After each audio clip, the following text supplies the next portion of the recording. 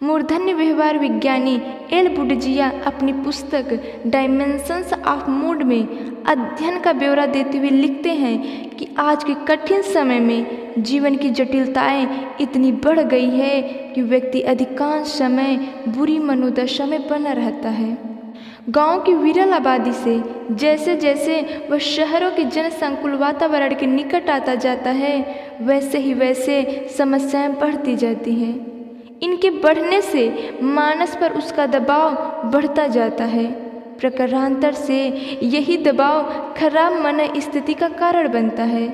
उनका मानना है कि सभ्यता के विकास के साथ साथ जीवन धीरे धीरे जटिल होता चला गया।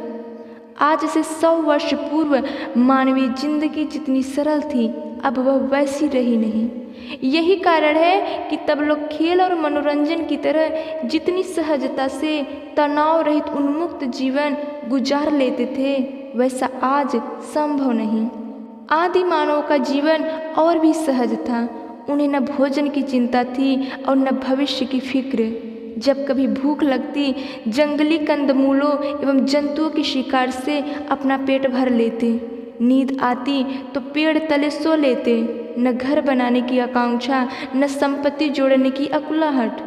आज यहाँ तो कल वहाँ, यही उनकी दिनचर्या थी। जहाँ इतनी सीधी सादी जिंदगी होगी, वहाँ अंतःकरण प्रफुल्ल क्यों न रहेगा।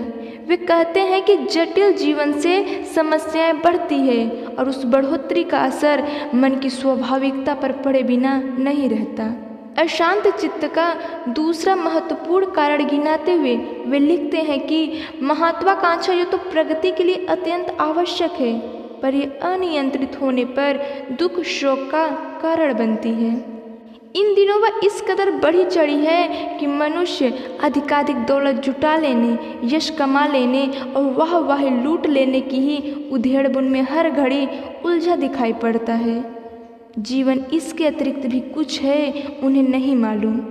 बस यही अज्ञानता विपन्न मनोदशा की निमित्त बनती हैं। यहाँ वे प्राच्य दार्शनिकों के स्वर में स्वर मिलाते हुए कहते हैं कि जीवन के वास्तविक लक्ष्य को जब तक स्मरण नहीं रखा जाएगा, तब तक वह अवांछनीय आकांक्षाओं से ध्यान हटा पाना सरल नहीं, और यदि ऐसा नहीं हुआ तो हल्के फुल्के जीवन क्रम की अभिलाषा कभी न उपलब्ध हो सकने वाली मृग तृष्णा बनकर रह जाएगी।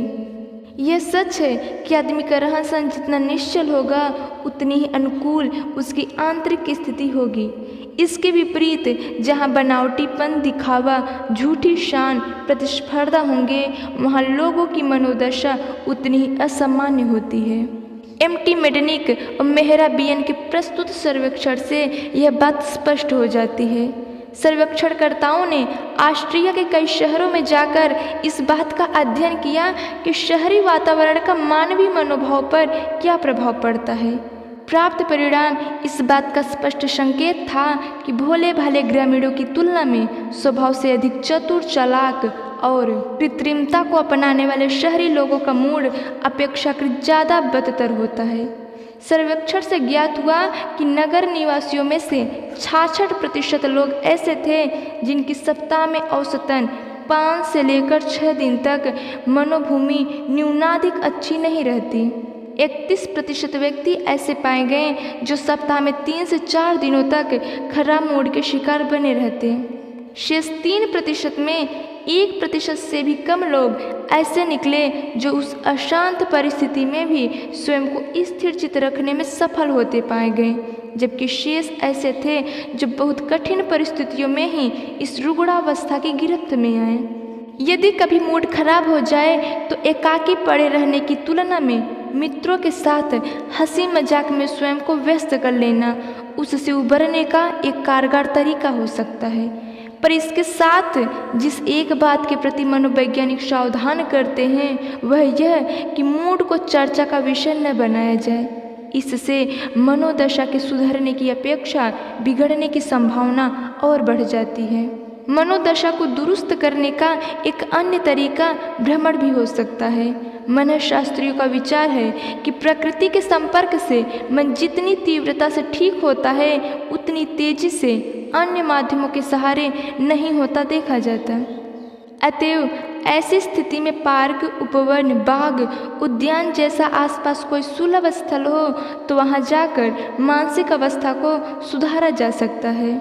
नियमित व्यायाम एवं खेल का सहारा लेकर भी मन की दुर्वस्था को घटाया मिटाया जा सकता है। आजकल अवसाद आदि मनोविकारों को भूलने के लिए शराब, गांजा, भांग, अफीम, ब्राउन शुगर जैसे नशीले पदार्थों का बहुतायत से सेवन हो रहा है। इनके प्रयोग से पूर्व यह बात जान लेनी चाहिए कि गम कम करने में इनसे राहत जैसी अनुभूति अवसादग्रस्त को हो सकती है, पर यह कोई इलाज नहीं, महज विषाद को भुलाने का उपक्रम मात्र है।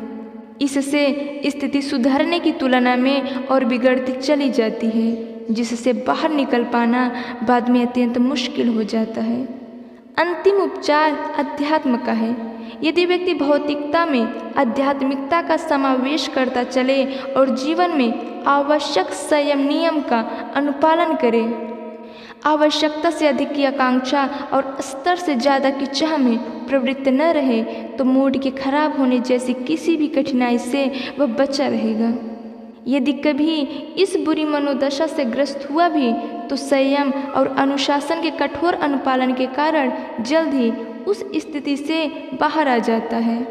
इस दृष्टि से अध्यात्मवादी अधिक लाभ में रहते हैं। वे जितनी निश्चिंतता पूर्वक जीवन यापन करते हुए अपने सुनिश्चित लक्ष्य की ओर बढ़ते चलते हैं, उतनी शांति और संतुष्टि भौतिकता की चकाचौंध में जीने वालों में परिलक्षित नहीं होती।